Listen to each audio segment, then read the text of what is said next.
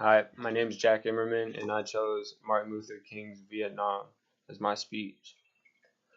Martin Luther King Jr., a truly influential soul, was born in 1929 in Atlanta, Georgia. Many men are charismatic, and through this charisma influence masses to action, both good and bad. However, it's what Dr. King did with his understanding of this communication that makes him a true hero. Martin, born in a ghetto in Atlanta, was raised in a church setting, and his father was a pastor. Atlanta at the time was a diverse melting pot of many races, and it still is. But during 1929, Dr. King was sure to be exposed to the racial discrimination of the South from a very young age, one way or another. Through the suffocation that white America applied to African Americans at this time, Martin Luther King Jr. became a shining star and a symbol of hope. He did this through educating himself, both spiritually and academically.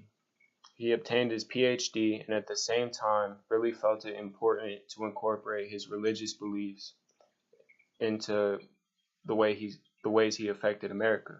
In 1954, America's involvement in the Vietnam War began. The draft requested or forced men across the nation to take up arms and head to Vietnam. This wasn't all that angered the American citizens. Many thought it was none of the United States' business to partake in such a war in the first place. Others lost family and friends because of the war. This sparked a national campaign against the war, which began with many young black people in the Southern Civil Rights Movement. Martin Luther King Jr., a religious man, believed he was just as much of a brother to the people of Vietnam that Americans were killing as to one standing right next to him. He presented his distaste for the war at the Riverside Church in New York City on April 4, 1967, and this is what he said.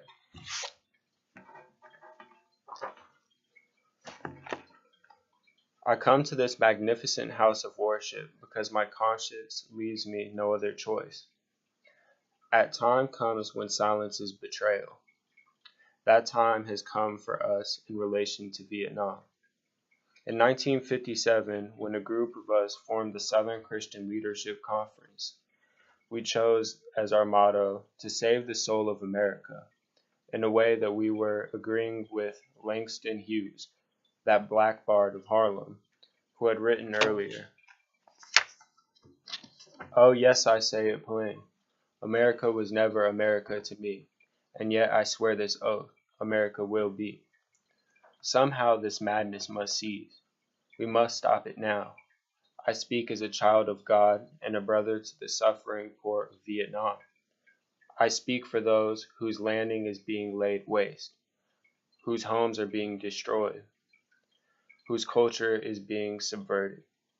I speak for the poor of America who are paying double the price of smashed hopes at home and death and corruption in Vietnam. I speak as a citizen of the world, for the world as it stands aghast at the path we have taken. I speak as one who loves America, to the leaders of our own nation. The great initiative in this war is ours. The initiative to stop it must be ours. I am convinced that if we are to get on the right side of the world revolution, we as a nation must undergo a radical revolution of values.